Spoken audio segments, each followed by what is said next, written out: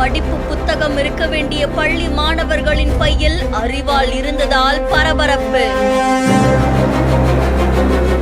பள்ளிக்கு வரக்கூடிய மாணவர்கள் பகையுடன் வந்தார்களா? நீதிமன்றத்தில் மாணவர்களுக்காக கொடுக்கப்பட்ட தீர்ப்பு என்ன?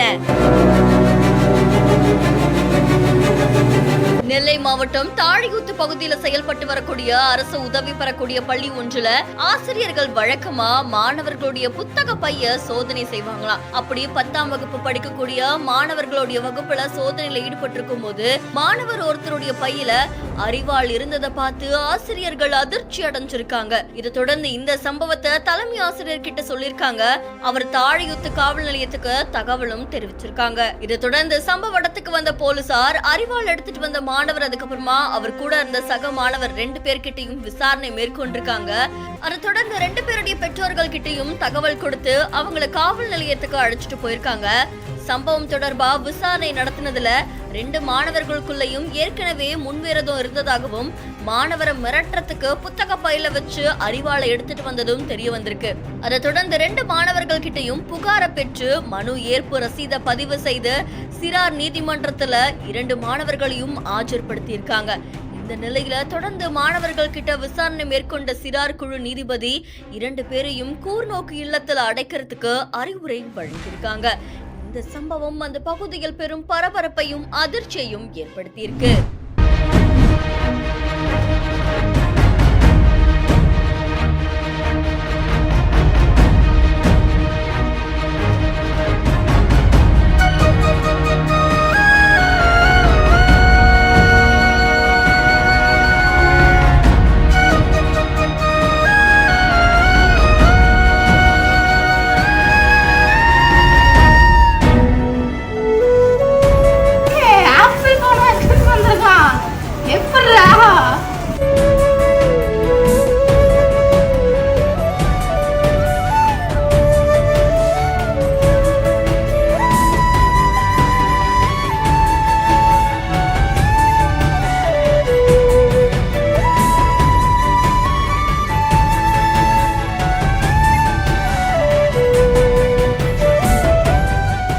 கல்யாணம் ஆகி போனதுக்கு அப்புறம் அவ்வளவுதான்ப்பா கடமெல்லாம் முடிஞ்சிருச்சு அப்படின்னு நினைக்காம அக்காக்காக இப்படி ஒரு கிஃப்ட் வாங்கி கொடுத்த இந்த தம்பிக்கு இப்போ பாராட்டுகள் குவிஞ்சுக்கிட்டு இருக்கு. ஹரிஹரன் அப்படின்ற இன்ஸ்டாகிராம் பேஜ்ல இருந்து வீடியோ ஒன்று வெளியாகி இருக்கு. இந்த வீடியோல அவங்க அக்கா கல்யாணம் ஆகி போயிட்டாங்க. போனதுக்கு அப்புறமா அவங்களுடைய பர்த்டேக்கு ஒரு நல்ல கிஃப்ட் வாங்கி தரணும் அப்படின்னு சொல்லி இந்த தம்பி என்ன பண்ணியிருக்காருன்னா ஐபோன் வாங்கி கொடுத்துருக்காங்க.